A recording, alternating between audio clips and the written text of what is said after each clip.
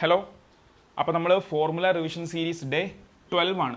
പുതിയതായിട്ട് കുറച്ച് സബ്സ്ക്രൈബേഴ്സ് വന്നിട്ടുള്ളവരോട് നമ്മൾ SSCക്കും PSCക്കും എല്ലാ ടൈപ്പ് മാത്സ് ബേസ്ഡ് ആയിട്ടുള്ള എക്സാംസിനും വരുന്ന ബേസിക് ആയിട്ടുള്ള കുറേ അധികം ഫോർമുലാസ് ഉണ്ടല്ലോ മാത്സിലെ, അതെല്ലാം നമ്മൾ റിവൈസ് ചെയ്യുന്ന സീരീസാണ് ഡെയിലി ഫോർമുല സീരീസ്. അപ്പോൾ നമ്മളതിൻ്റെ 12ാമത്തെ സ്റ്റേജിലാണ് ഇപ്പോൾ എത്തിയിരിക്കുന്നത്. നിങ്ങൾ ചാനലിൽ ഷോർട്സിൻ്റെ സെക്ഷനിൽ പോയി നോക്കിയാൽ ആദ്യത്തെ 1ാമത്തെ ദിവസം തൊട്ടുള്ള സെക്ഷൻ മുഴുവനുണ്ട്.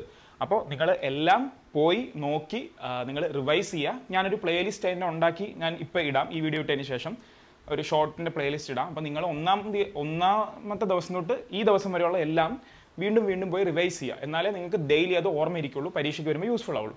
ഓക്കെ, അപ്പോൾ ഇന്ന് 12ാമത്തെ ദിവസം നമ്മൾ പഠിക്കുന്നത് 4 സൈഡുള്ള ഇങ്ങനെ ഒരു ഫിഗറിനെ നമ്മൾ എന്താ പറയുന്നത്? ക്വാഡ്രിലാറ്റർ എന്ന് പറയും അല്ലേ? ക്വാഡ്രിലാറ്ററൽ എന്നാണ് പറയുന്നത്. ക്വാഡ്രിലാറ്ററൽ എന്നാണ് പറയുന്നത്. ഇതിൻ്റെ അകത്തൊരു സർക്കിൾ ഉണ്ട് എന്ന് വിചാരിക്കൂ.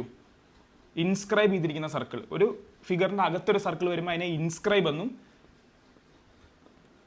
പുറത്ത് വരുമ്പോൾ സർക്കംസ്ക്രൈബ് എന്നാണ് പറയുന്നത്.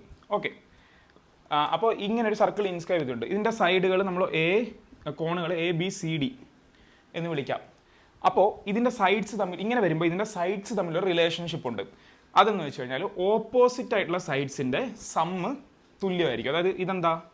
ABയുടെ ഓപ്പോസിറ്റ് സൈഡ് എന്താ?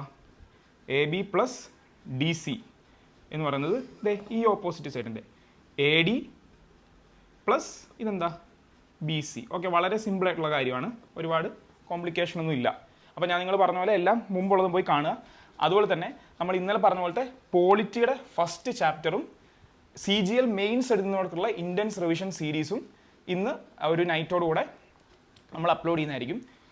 കുറച്ച് നേരത്തെ വരേണ്ടതായിരുന്നു, കുറച്ച് ടെക്നിക്കൽ പ്രശ്നങ്ങൾ ഉള്ളതുകൊണ്ടായിരുന്നു നമുക്ക് പറ്റാത്തത്. അപ്പോൾ എല്ലാവരും റെഡി ആയിട്ടിരിക്കുക.